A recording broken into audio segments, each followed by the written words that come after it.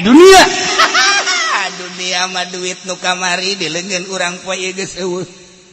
Mobil nu tahun kamari aya poe tahun ieu geus eueuh. Motor nu kamari aya kuari geus eueuh. Sekejap dunia mah lamun ku urang diperhitungkeun jaheuh. Hok geura.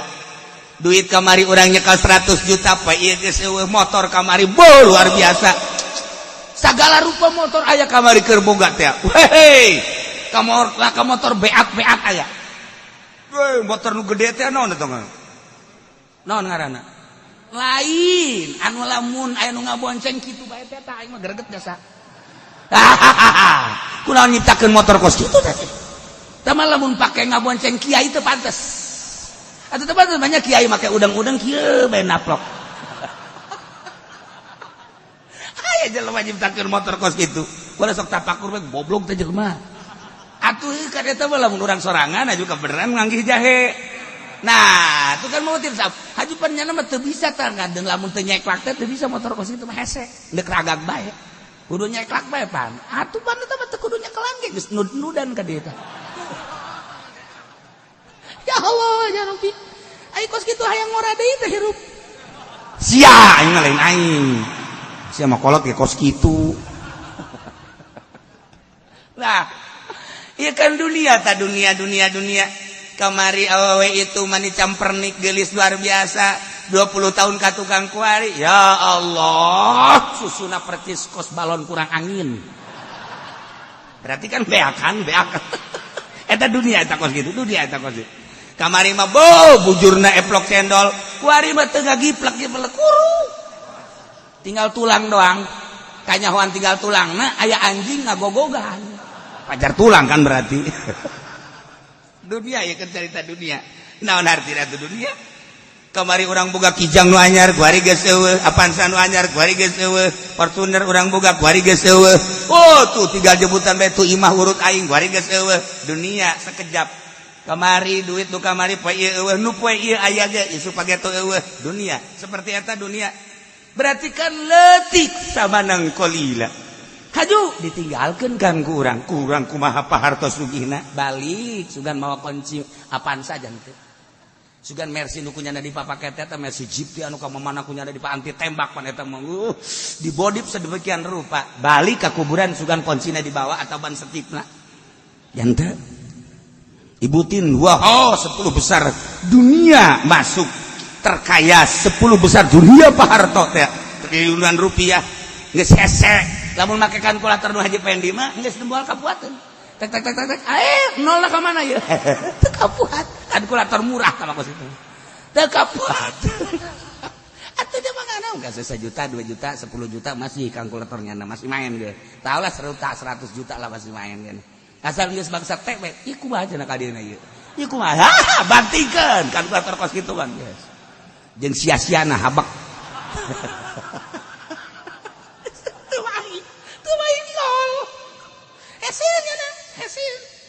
Ih, miliar ge geus hese.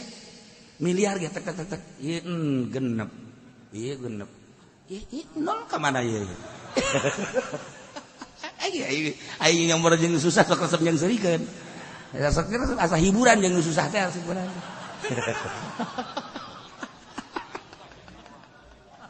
Ya Allah, ya Rabbi susah mah ka kota ge kajeuleuh kan urang. Lain setelan. Masa make samping make sepatu. Kan teu nyetel eta ngaranna. Eta make samping mah sendal, make sepatu-sepatu. Masya Allah, aya deui make udang-udang make jaket. Kumaha sih teu nyetel teh budak. Mantak zaman SBY eta Agim ieu keur carita nyetel. Agim kan lari pagi jeung SBY make udang-udang. Weh, cakula ieu ya hebat teh ka anak teh. Hebat bala mana? Ieu make udang-udang bae. Nih. Ieu nu kos ge bodoh ngaranna. Masa lari make udang-udang. Lari baru lain make udang-udang, lari mah make training, ulah make nanaon, priwit bae trit. Eta pinter gitu ngaranna. Geus eta Agim teh teh ge zaman SBY. Nyana kan diorbitkeun. Lari pagi jeung SBY. Atuh selain salari-lari da ieu teh mah sarua teh ge pencitraan keneh. Ngan ieu mah keur carita make udang-udang salah. Udang-udang ngajang salat. jang salat ngariung ge kudu make udang-udang langsung ieu mah siapa ngariung make udang-udang aya salat teu make kopea goblok bener teu jawab karena teu nyurup eta ki pudoli kos kitu tah urusan teu nyurup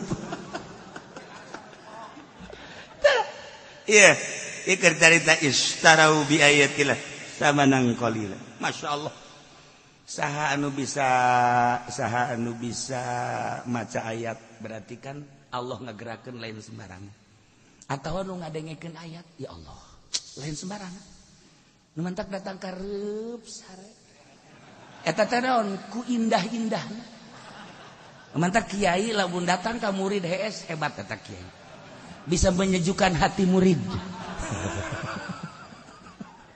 pantau geun habak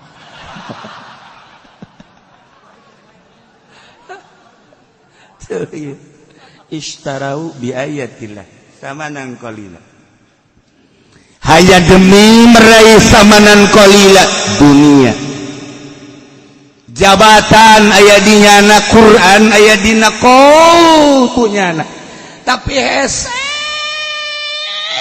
dek nerapkeunana hanya demi samanan qalila boro-boro nerapkeun keseluruhan fikih datang ke urusan jilbab bae kurang kumaha di DPR lu pinter lu talar Quran dek nerapkeun eta bae ge masyaallah luas jasa hanya untuk samanan qalila sampai saiki dereng ana keputusan mengkonon laiki ayat teh istarau bi ayatillahi samanan qalila bacakakeun ge saking DPR maring DPR ku sira iso ora siki baca ki aja mengkonon sira ngaji nek endi sira ning Cilongok bae kajangan di kana endi saya ngaji maring aku bae sia ngomong jadi acak-acakan gitu aduh ya Allah ya Rabb hanya demi samanan qalila jabatan hanya demi samanan qalila tahta hanya demi samanan qalila wanita hanya demi samanan qalita nah dengan berbagai samanan qalila dunia ditinggalkan ayat istarau bi ayatillahi samanan qalila kajen teh mah batur mah DPR mah emang keur ngojai di neraka tah mah kos kitu mah ieu bae kiai nu di kampung ngaranna bae kiai salafi tapi ka pendopo deui ulah nyileh ka dieu sia biasa bae aing kasinggung biasa bae hanya samanan qalila ayat digantikan ka duit 1 juta 2 juta 10 juta naik ke panggung hanya untuk samanan qalila istarau bi ayatillahi samanan qalila engke kumaha di akhiratna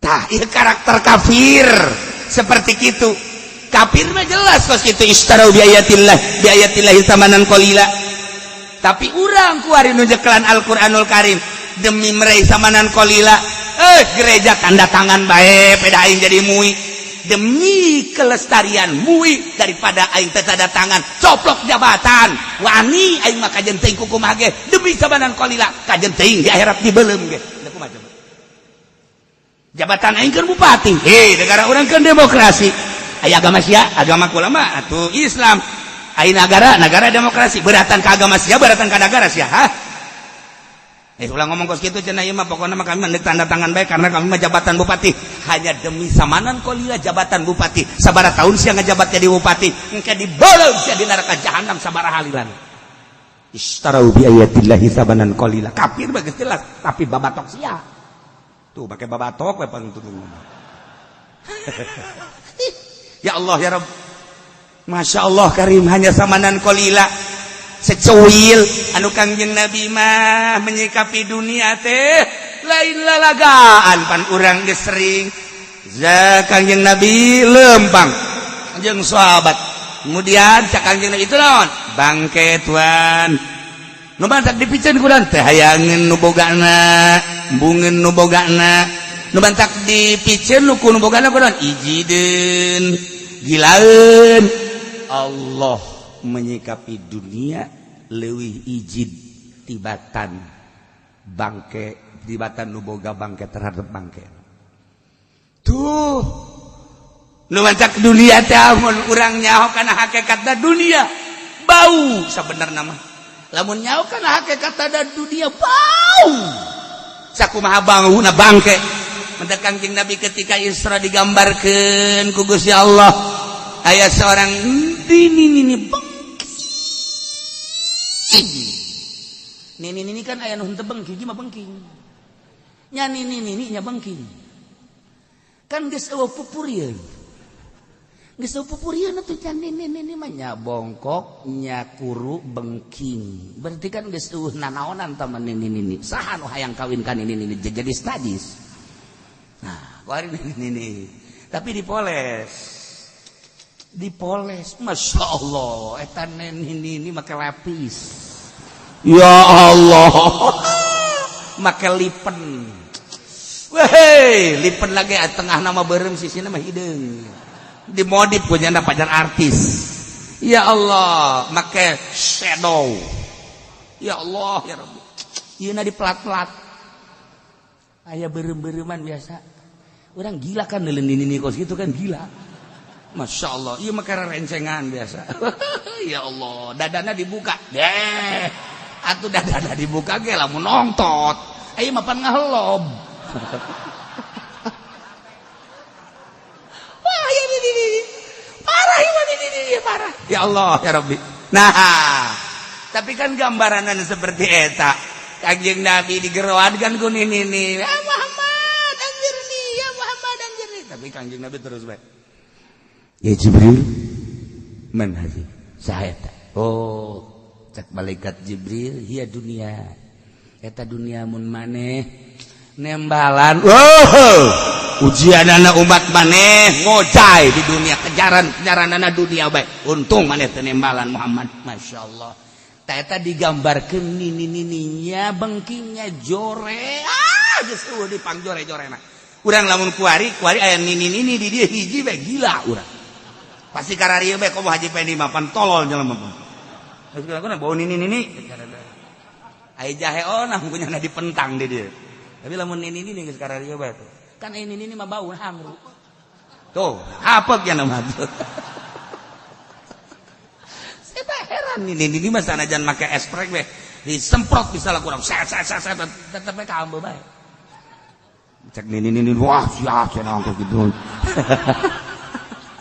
marah nini oh nyahoan bae kan aing aya sia ka imah ka ambeul nah ieu kan gambaran dunia seperti gitu saha nu resepeun ka nini iji ningali nini mah belu nini mah gila ningali nini nah ieu kan dunia hakikatna dunia seperti eta komo mun Kangjeng Nabi ngagambarkeun bangke Masya Allah karim mantap wali Allah geus dibere ilmu hakikat sehingga neuleuh dunia leuwih joret tibatan kocomberan lamun Hasan Basori nyaritakeun perjalanan hirup tapi indah Hasan Basori perjalanan hirup teh Gusti Allah indah jasa tentrem jasa tapi keindahan jeung katentreman teh horenganan engke bakal mawa kacilakaan Gusti keindahan jeung katentreman dunia cek Hasan Basori keindahan jeung katentreman dunia nu bakal mawa kacilakaan naon hartina Gusti sapira di dunia teh moal lila Gusti bere abdi pandangan terhadap aslina terhadap dunia Gusti cek Hasan Basori terus saya ibadah ka Gusti Allah ngadoana seperti eta ya Allah ya Rabbi hirup teh tentrem jeung tenang neuleuh dunia teh indah neuleuh dunia teh amis sakumaha cek Kangjeng Nabi adunya mah huluun khudrun dunia mah amis tul hejo ku ayeuna sakitu abdi teh ningali dunia teh indah Gusti tetapi ternyata horenganan bakal mawa kacilakaan bere pandangan abdi terhadap aslina dunia Gusti ya Allah nah mulai Ki Hasan Basori zuhud lalaunan dibere teu hayang kana dunia ya Allah begitu pas dibere ilmu hakikat ku Gusti Allah ningali dunia gila sakumaha gilana urang neuleuh kocomberan nyana ngomong deh ya Allah ya Rabbi Horenganan kagilaan abdi terhadap dunia iyalah nu bakal mawa kebahagiaan jaga di akhirat.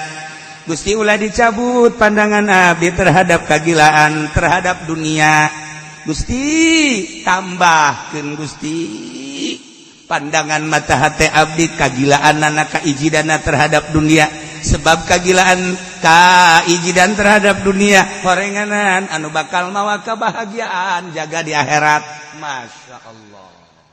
Maut keur mujina teu hayang jasa kana dunia. Eta bahasa Hasan Basri. Bahasa Tuan Si Abdul Qadir malain Gusti. Sabada abdi dibere ku Gusti, hakikatna dunia dibere nempo mata batin abdi. Ya Allah, ya Rabbi horenganan sakumaha nu dicaritakeun ku Gusti. Sakumaha nu dicaritakeun ku Rasul Gusti percis. Abdi ningali dunia kos nini bengking. Tuhan saya mah kos dibere nya neuli dunia teh kos nini jorek biasa. Teu hayang sabasakali. Mantak cek Tuhan Abdul Qadir sahaja lemah nu cicing di dunia haju rindu kana dunia eta mah 100% di akhirat da bakal cilaka. Ya Allah. Sakali deui dengkeun ku celis ya. Lamun aya jelema cicing di dunia haju kejar-kejaran dunia ngejar dunia rindu terhadap dunia eta mah 100% bakal cilaka di akhiratna. Kadangnya ku celis ya. Atuh kadangnya ja aing ngomong. Eta bahasa Tuhan Abdul Qadir. Geus urang cicing di dunia tapi ulah cinta kana dunia, cinta kana akhirat, pindahkeun ka cinta urang. Padahal mah cicing di dunia tapi cintana cinta ka akhirat. Masya Allah. Namun urang ku ari cicing di dunia, cinta kana dunia, di akhirat bakal cilaka. Cirina jelema nu cicing di dunia haju cinta kana dunia kumaha? Cirina isuk-isuk geus nyekelan kalkulator. Isuk-isuk geus HP. Tas salat lain istighfar HP. Mawa susur mah teu prihatin lamun tinggalin susur tapi tinggalin HP mah mau sedih. Aya kabeh kan? Aya kabeh.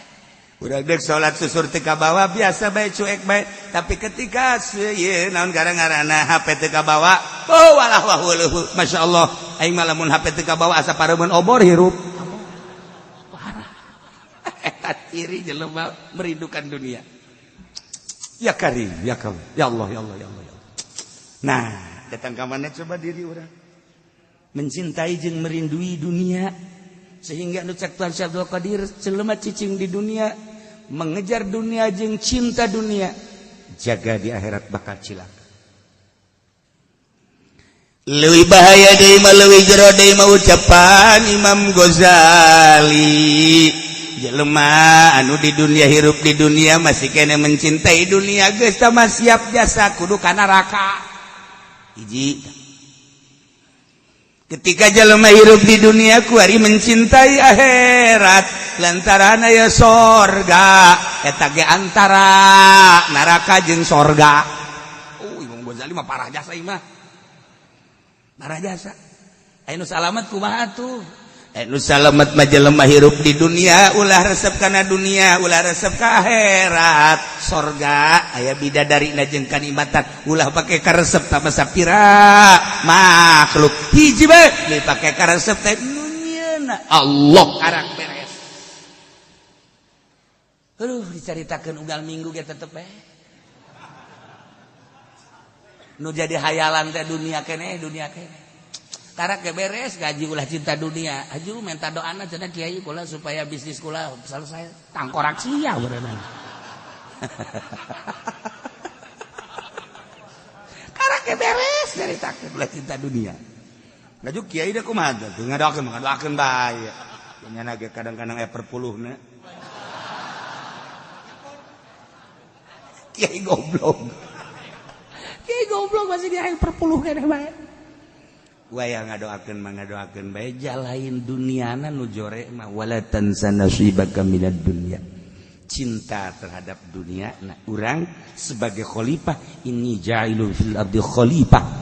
Dijadikeun khalifah teh titah ngurusan dunia tuh pertanian urusan, tuh gunung urusan, tuh perekonomian urusan, tah negara urusan. tapi ulah mencintai urusan henteu pernah Kangjeng Nabi kadatangan jelema nu tani titah eureun tanina malah survei Kangjeng Nabi ka petani-petani sing bener tanina penting awas ulah cinta terhadap dunia Allah. Kangjeng Nabi ka pasar Kangjeng Nabi nyaritakeun sing hade dagangna lain eureun dagangna sok pajukeun jang ngabang sok jang syiar moal bisa perang tanpa aya perekonomian sok nu dieureunkeun ku Kangjeng Nabi sugan dagang titah eureun ibadah bae ka Gusti Allah jan teu nu dieureunkeun ku Kangjeng Nabi sugan petani titah eureun jan teu nu dieureunkeun ku Kangjeng Nabi tina nagara terus tetapi kade ulah mencintai dunia urus dunia ketika perang modalan tah perang ketika ngabangun syiar modalan tah eta tah titah kos kitu tah lain berarti haji urang cul eagle lepas dog aing salah tante ngomongnya si beuteung nyaraho tah eta kos gara ditu jadi urang urusan khalifah urang tok urusan urang dagang sanggeus dagang untung masyaallah ya duit ya alhamdulillahirabbil alamin sanu keur ngabangun masjidnya oh itu tuh awas ya salila di aing aya keramik bagian aing kenteng bagian aing semen bagian aing pasir bagian aing tah anu ngabiayaan tukang bas geus bagian aing ai kami mana geus ulah sia mah milu bae jeung aing ke di aing loba keneh duit tah eta kos kitu kan mantep ngadengena ngeunah hengge ngadengena buktina jauh mana kita keramik bae hese oh keramik bagian Mang Haji ayo ukur bae geus ukur aya sabaraha ieu teh Mang Haji tah geus besi aya nu rek nyumbang teu lah ka aing bandari geus aya cenah ieu aya setengahna Mang Haji jakabehna ieu kan aya 1000 meter ieu geus aya kabeli 400 meter deui manya nu 600 kabeli 400 teu kabeli bararodo sia mah neraka jahanam ya Allah ya Rabb dunia sing ada jadi dunia mah hina dunia mah ijid dunia mah sekejap nu sarugi nu kamari tuh nu nyana ku ari geus paeh tinggalkeun kamari tuh pamajikan si itu tuh gelis jasa wari ka mana Mang Haji paeh tinggalkeun itu mobil saya itu mobil Mang Haji anu wari ka mana paeh tinggalkeun hari itu pet anu sabae panya lo mah jenderal wari paeh jenderal ge jang modar sarua itu periwit sa polisi periwit ngagantung jelema mana atuh keur di periwitan jero kuburan tatrit tah kami ditinggalkeun dunia tah sok randapan geura kurang jaheul nya dunia nu urang aya keneh ge duit nu kamari poe ieu eueuh nu ieu aya ge isuk bakal eueuh motor kitu keneh geus sabaraha kali gontor oh geus sabaraha kali ganti ternyata hari kos kitu dunia mah ngitulah mobil yang motor ya tanah dan lain sebagainya kadang jadi nu urang jadi nu batur kadang jadi nu batur jadi nu urang oh ieu dunia tinggalkeun paeh ditinggalkeun sekejap jabatan nu kamari jadi presiden ku ari geus eueuh kamari jadi menteri ku ari geus teu kamari jadi gubernur ku ari geus teu jadi bupati geus teu berarti kan sekejap tapi ayat Allah terus bae sebab ieu mah qadim nu bakal ngadatangkeun hamba-hambana ka surga Allah tapi kafir wanieun ngagantikeun ayat anu mulya nu agung digantikeun ka samanan qalila naudzubillah min zalika ieu sing hade urang istarau bi ayatillahi samanan qalila kuari we ya di DPR hanya untuk samanan qalila kabeh ge dilepaskeun kabeh ayat-ayat Allah mantap lamun nyanda jadi PR paeh masyaallah naudzubillah min zalik wallahu alam sebab naon teu make ayat make kepentingan demi samanan qalila eta bae geus dirumus bahaya jasa gali geura di DPR paeh gali saminggu buka geura mun teu bilatungan teu teu bilatungan kajen kumaha namun teu make ayatillah istarau bi ayatillah samanan hanya demi samanan qalila jan atuh lain DPR bae sia ge sarua bae nu ngridit eta teu make ayatillah ayat Allah ngaharamkeun riba teh nu kos kitu Tapi demi samanan qalilah yang boga mobil tah yang boga mobil teh samanan qalilah kajen lah ngeridit ge ulah demi samanan qalilah paeh nah di sate sia kajen buku sate embes deui sate sia masyaallah dari Ishtarau bi ayatillahi thamanan qalila fasaddu an sabilih ngagantikeun ayat-ayat Allah yakni Al-Qur'anul Karim anu agung anu mulya nu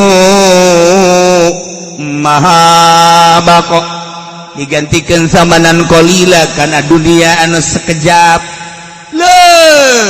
sekejap naga sekejap deui ya netara ku ninggalkeun maranehna kana ayat demi untuk memuaskan syahwat jeung hawa wanin kafir mah fasaddu an sabilih ngahalangan na agama Allah geus kafir Nasrani Yahudi ieu urang nu nyekelan agama urang nyekelan ayat-ayat suci Al-Qur'anul Karim pedah urang jadi pamarentah wanian fasaddu an sabilih ngahalangan tina agama Allah atuh geus cilaka mantap urang lamun jadi muih hese asa eta ketika aya usulan-usulan ti kafir kumaha coba menjadi pamarentah di cerita mah eta mah kan birokrasi aya teh mah henteu atuh pan banyak kapan kudu akur ai iman teh atas diku bil lisan binutki bil lisan wa tasdiq bil jinan ngaranna iman anu sampurna ucapan jeung hate jeung pagawean akur cek urang Karawang mah ceplak jeung tapak akur iya itu saya bapan ceplak doang tapak mah henteu tah kan kos kitu dah besi bae nu ngomong ke kitu teh makan skala kadar birokrasi cek jadi hate me inkar tanda tangan bae ieu teh tanda tangan teh pagawean ngaranna ngaridoan mata kurang kudu sasalaman ge tasafahu baina rijalikum sok sasalaman lamun memang ieu waktuna bagus namun memang kudu sasalaman urang duaan sasalaman eta teh ditanya ya Rasulullah aya sasalaman naon sasalaman teh ngabuktikeun hate urang eueuh nanaon jeung manehanana dibuktikeun secara simbolis ku sasalaman tek masyaallah kan komo urang Arab blak blak blak ya Allah tambah deui urang Arab anu selon mah jeung tarang blak muncul nur bek lagi ya leuwih teuing tambah eta secara simbolis dah jadi hate geus dihampura itu naon jeung urang sasalaman plak nah ieu secara simbolisna urang lamun jual beli atuh geus eta mang duit tah geus tah simbolisna naon make tarima meuli nya mang jadi itu tarima ngajual ijab qabul ngaranna eta adalah simbolis tina tarodin teh silih ridwan kula boga duit tah duit dajang meuli mamang boga barang tah barangna tarodin ngaranna silih ridwan secara simbolis dah tarima meuli nya mang ituna tarima meuli nya mang nah geus beres tah kos kitu tah eta gara jual beli syariat mantep jasa kuari mah pan urang meuli nyokotan bawa ka kasa ka ditu ngantri ka ditu nyanana make kaca dek tarima meuli jeung saha hese ala Yahudi tak urang teh kuari mah pasoduan sabili Yahudi teh ngahalangan tina jalan Allah lamun secara langsung moal bisa langsung kunyada dipantau ieun sabar subur dijieun minimarket dijieun supermarket dan lain sebagainya sekian tingkat belanja di handap bayar di luhur eueuh transaksi tarima jual tarima ieu ge termasuk pasoduan sabili Ishtaru bi ayatillahi tsamanan qalila fasaduan sabil carana fasaduan sabili urang di berbagai-bagai geus puguh diperpolitikan kunyana dihalangan tina jalan Allah DPR tinggal DPR talar Quran tinggal tepal Quran sabaraha DPR urang nu talar Quran tapi lain talarna merealisasikan anak ayat henteu ternyata eleh urang atuh berarti ku demokrasi demokrasi buatan Quran apa lain berarti fasaduan sabili Quran teh supaya nerapkan undang-undang Al-Quranul Karim ternyata maka demokrasi teu katerapkeun berarti demokrasi teh termasuk pasodoan sabili anu terus menikmati demokrasi atuh neraka ayo sia ya ulah kitu cenah nyurana surahkeun ku sia aing ngadanyakeun salah awas ya kan dipentug sia koy Harokan sia. Ayo, surak geus sia. Geus lain make peureup deui golok bae sia. Ai calangap sia. Di parang sana. Itu kuat. Ieu kakarake ieu ilmu zahir, tafsir zahir. Urang lamun nyaritakeun tafsir hakiki mah murikak bulu. Murikak bulu. Tafsir teh kapan aya tafsir zahir padahal ieu kabeh ieu. Jalalain, Sawi, Ayatul Ahkam, kemudian gitu tafsir naon gitu ngaranna Qurtubi, tafsir berbagai eta zahir. Tapi lamun ayat tafsir Syafi'i anu mengarah kana hakikat.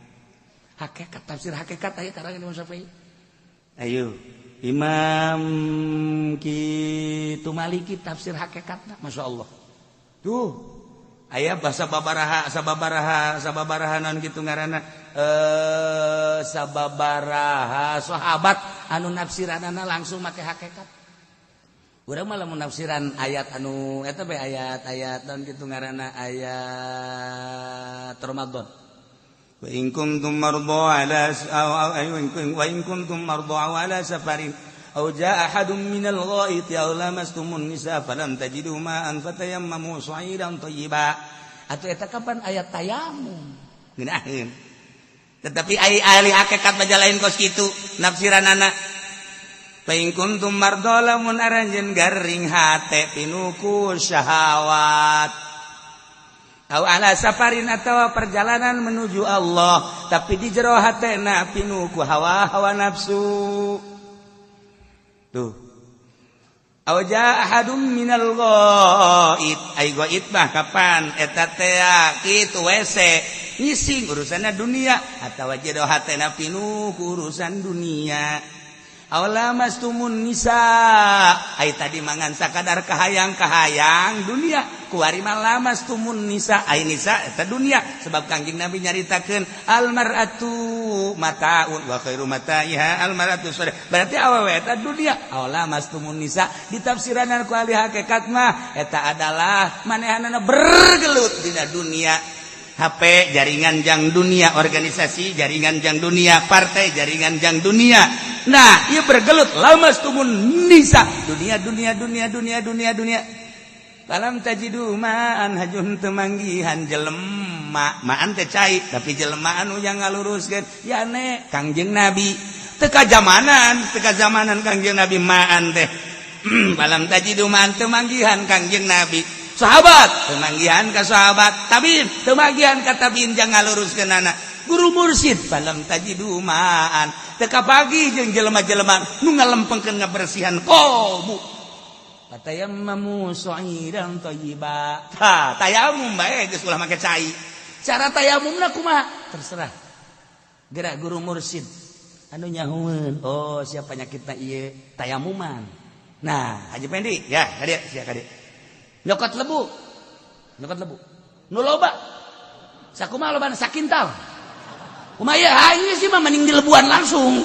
Ngeuh di lebuan. Nah, gali heula aja lebuan, paeh di dinya kajeun cenah paeh. Si wadehem sagala rupa. Eta urang we. Ieu lamun urang nyaritakeun ayat per ayat, masyaallah. Urang lamun nyaritakeun wa huwa ma'akum aina ma kuntum make hakikat ya Allah ya Rabbi geus teu daya teu upaya.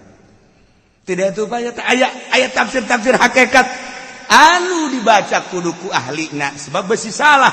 Ieu ge sarua. Istarau bi ayatillah make majaz heula eta teh jang notor kana makna hakikat. Di manaan ku istarau salah. Lantaran isyra mah engkena bakal aya timbal balik. Tapi kapan ieu mah istibdal geus mulai make majaz. Ieu ge geus bagian daripada mengetahui secuil hakikat. Kuari sebab make korenah kapan. Nah, istarau ngagantikeun ayat yakni Gusti Allah. An ayat Allah teh Gusti Allah. Kok bisa kos kitu sih? Kapan urang teh kabeh ge tercipta ti Gusti Allah teh tina cahayana nyokot ku Kang dibikeun ka Kangjeng Nabi, tina cahaya Kangjeng Nabi jadi alam. Ieu teh kapan cahaya Kangjeng Nabi aslina mah kapan Gusti Allah ayat mantap KBG jadi ayat ya teh. Gunung ayat Allah, laut ayat Allah, tatangkalan ayat Allah, urang ge ayat Allah. Mantap urang ayat Allah, geus lamun urang nempo secara zahir jelema, lamun secara batin ieu teh tajalli Allah. Ah, geus luhur tah. Geus luhur tah tajalli tah. Aya ge di lembur mah haji sajali. Ieu mah tajalli tah. Ieu kan Gusti Allah bisa. Ai eta sia hirup ai hirup nu saha? Nu Allah, atuh tajalli Allah di sini. Ai gerak nang saha? Nang Allah. Bisa henteu lamun ku Allah teh gerakeun atuh henteu. Berarti kan tajalli Allah digerak nu aya di sia. Tapi urang mah can datang kan kadinya. Kulantaran can datang nu kadeuleu teh si eta bae, udin bae. Haji pedi bae. Kadeuleu bae ungkuk-ungkugan leumpang si eta bae. Can datang urang, tapi eta sebenarnya mah ayat Allah, tajalli Allah di eta. Nah, ieu kan istarau bi ayatillahi tamanan qalila. Nah, lamun keur nyaritakeun tamanan qalila, gambaran-gambaran tamanan qalila, Kangjeng Nabi mun nyaritakeun sorga, teu terasa urang aya di sorga. Ketika ngagambarkeun dunia nu hina, terasa hina dunia teh, sehingga leuwih tibatan bangke kahinaan dunia. Loh, urang teh keur di majelis heulah. Kaluar bae sendal leungit marah. Eta dunia teh. Goblok. Sendal aing sendal kulit. Siap. Hei.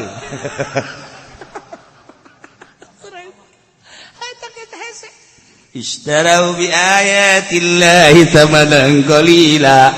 Batak Bastur bisa nafsiran dia. Bisa nafsiran tafsir kosmik masih zahir kene. Na yalah fasaddu an sabili, ngahalangan tina agama Allah. Di mana maneh cicing? Di pamarentahan maneh teh ayat Allah, kunaon atuh ayat Allah? Kok bisa henteu make karena ayat Allah? Nah iyalah bagian siksa. Mentak kadeuleu ku ahli-ahli Allah mah jelema-jelema anu henteu make ka ayat Allah. Sebab naon? Henteu batin, zahir ku ahlina mah. Ku ahlina mah zahir. Bahkan ka ambe. Ka ambe lamun jelema cinta jasa kana dunia teh mentak bisi aya kiai misalnya datang urang kieu bae. Kieu bae. Kos kula lamun datang haji mah kieu. Asa teu kuat. Keur mah hatena dunia kewek deui. Aja teu mandi deh tadi. Aduh. Emang meureun penyakit bau badanna aya teu keur ieu teu leuletik. Bau. Sering ahli Allah mah gitu. Sok besi Zara misalnya ka Habib Lutfi aja Habib Lutfi mundur deui eta geus kaambeul. Geus kaambeul.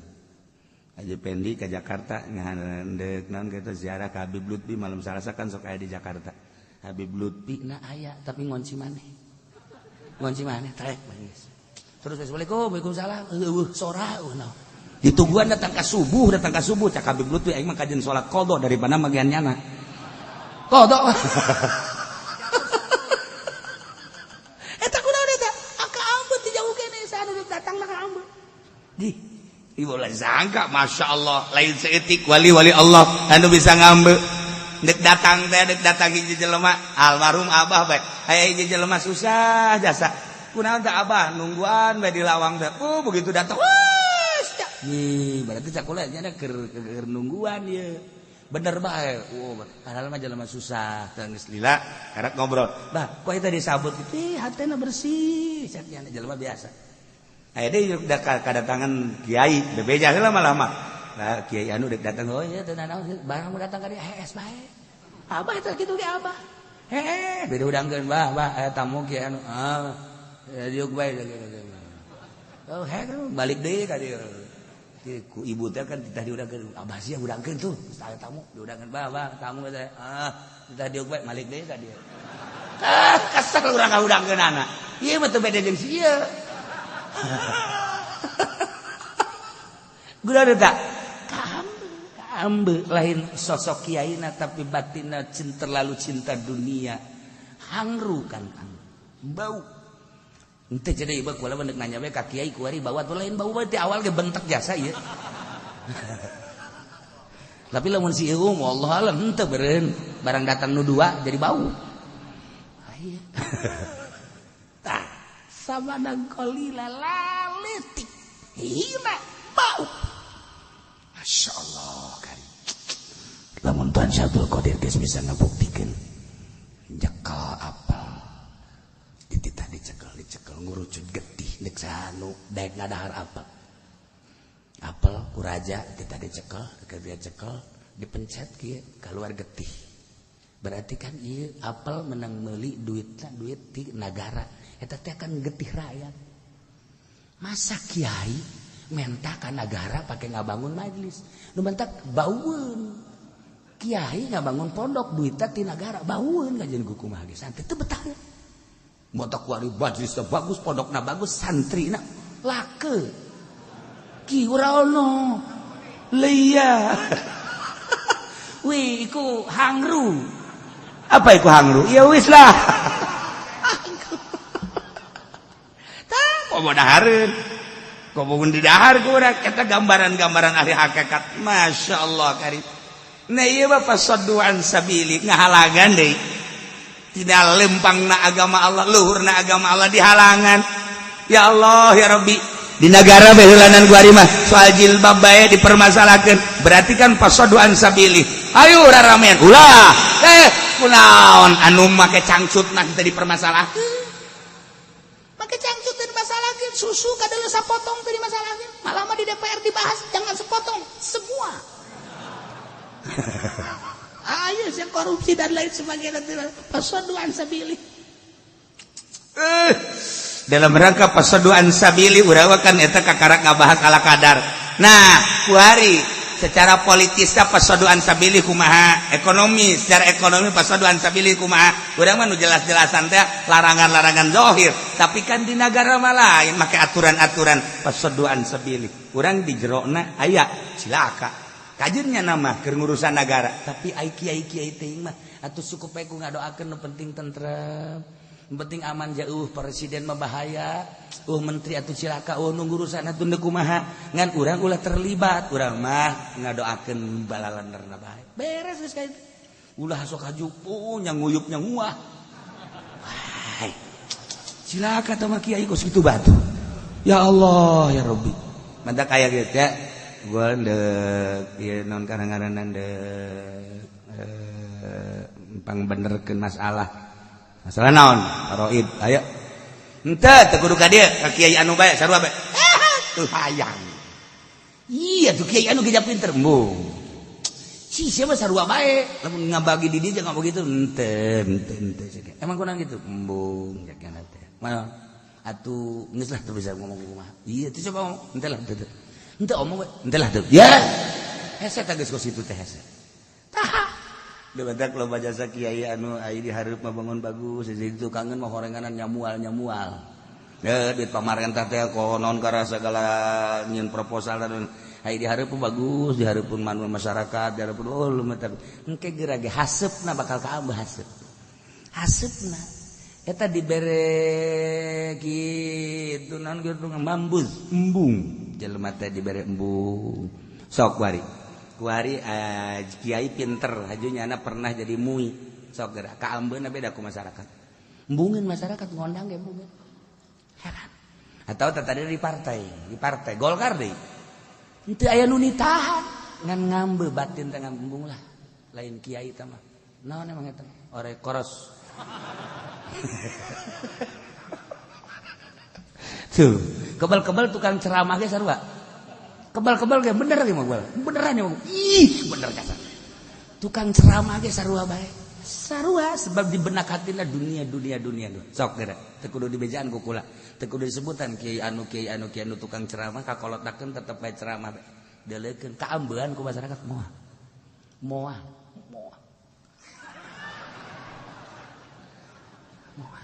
moal sebab tidak dibeneran lain ceramahna hubud dunia sok di Bogor aya tak kiai anu tata dina hebat kan ceramahna terus berita kolot teu nu ngundang ngariung acan dah cenah kiai mau ngomong na ngariung bae emang hayang kita mah gambaran goblok sia kita mah gambaran mah di Cianjur wah udah sakulah kan baheula mah santren di Picung aya teh kiai hebat santrina keur zaman kula di Picung aya 200 hebat kabelah dia ceramah kuari santri nu ngondang ngareun jelema jag-jag keneh. Di Sukabumi kula pernah masantan di Sukabumi 2 tempat. Aya teh hebat teh Kiai di Sukabumi. Zaman kula warga belah dia masyaallah pernah ka dia gai mah sekali nyaritakeun santri pangajian. Di Garut atuh bojoku orang Garut teh. Aya weru temen ge. Wis arep di Garut wis weru kabeh. Ilaian Cikajang Samarang weruh Limbangan seluruh atuh bagi mah ulin bae meureun maing bae eta mah. Atuh di Bandung nya nyawa jasa kula mah Bandung. Masyaallah babaturan gua ambal aya di Bandung. Di Bandung aya jelema nu pinter jasa, hebat pasantren ge di tingkat santrina loba. Kuari siji ora ono. Wih ora ono. Eta mah lemesnya sa Jogja tuh Bang, boten wenten. Wari acul-aculan we jeung calon bupati, ancul-anculan. Imahna mah bagus, mobilna aya, sapatuna erang. Tetapi ngarumas hatena santri hiji-hiji acan pengajian masyarakat teh nu daek ngambean sama sakali. Sok geura ge musibah eta kieu kos kitu teh musibah. Aing ngomong di hati ke hati mah sarua nyeri cerik ya Allah ya Rabbi kunaon jadi kos kieu. Hawa nafsu. Bandung lain hiji babaturan kula aya nu lain babaturan kula ge aya. Anu geus buka mah terus tuh. Kula mah janya datang ka Gunung Halu nya naon kabeh. Sililin terus ka ditu ka Babusal ka Gunung Halu. Nyaho jasa. Hai si ieu mah kurung batokeun ban hirupna teh jawanan. Itu jawanan naon nya mah. Mun cara lauk betok lauk. Betok sumur. Didinya deui. Betok sumur mun cara boga pamajikan hiji ka dinya deui. Kata limbang. Siapa pasoduan sabili kata limbang. Pasoduan sabili. Maksudna naon sing hade ieu urang katitipan ilmu kade ulah datang ka pasoduan sabili. Kade ulah dong Kiai, emang Kiai ngaharamkeun naon ngaranna ngeureun. Ya, saanu ngaharamkeun? Henteu Kiai mah kalah. Ulah sok sempit-sempit teuing, emang kita bukan hiji. Gas, kredit, ya tanggung jawab di akhirat jeung mama ambo. Mama ngojai di neraka babarengan. Ulah sok sambarangan fasadduan sabili. Innahum sama kanu ya'malun. Eta jelema-jelema kafir-kafir panggoreng-goreng ngapagawean nu dipigawe ku manehana naon? Saduan sabilih. La yarkubuna fi mu'minin kafir matara aya ngaraksa ngajaga ngariksa deudeuh ka para mukminin. Teu aya sugan aya kakarabatan teu aya illa waladimah janji-janji sugan ditepet teu aya kafir karakter kafir seperti eta ialah wa ulaika humul mu'tadun jelema-jelema etalah anu moal liwat wates buang kawarah luar biasa nu jadi bahan ruhak neraka naudzubillah min dalik mudah-mudahan orang kabehan dibere benta mata hate sehingga orang gede hampura bisa tobat ka Gusti Allah ngaku kana kasalahan-kasalahan ja urang mah manusia biasa tapi orang bisa tobat ka Gusti Allah sehingga karasa tetesan tiisna tobat diterima tobat urang ku Gusti Allah tur bisa ningkatkeun ibadah ka Gusti Allah deket jeung Gusti Allah cinta ka para ahli-ahli Allah ngajauhan ka para musuh-musuh Allah sehingga orang maut husnul khotimah cirian kitabna orang mudah-mudahan ke tahun hareup orang bisa kepanggih deui di minggu hareup orang ngaji ngabahas tentang puasa iraha tanggal hijina menurut hisab kopi teu kudu mawa kitab dina minggu hareup urang ngadengekeun ala kadar tentang puasa wallahu a'lam bishawab.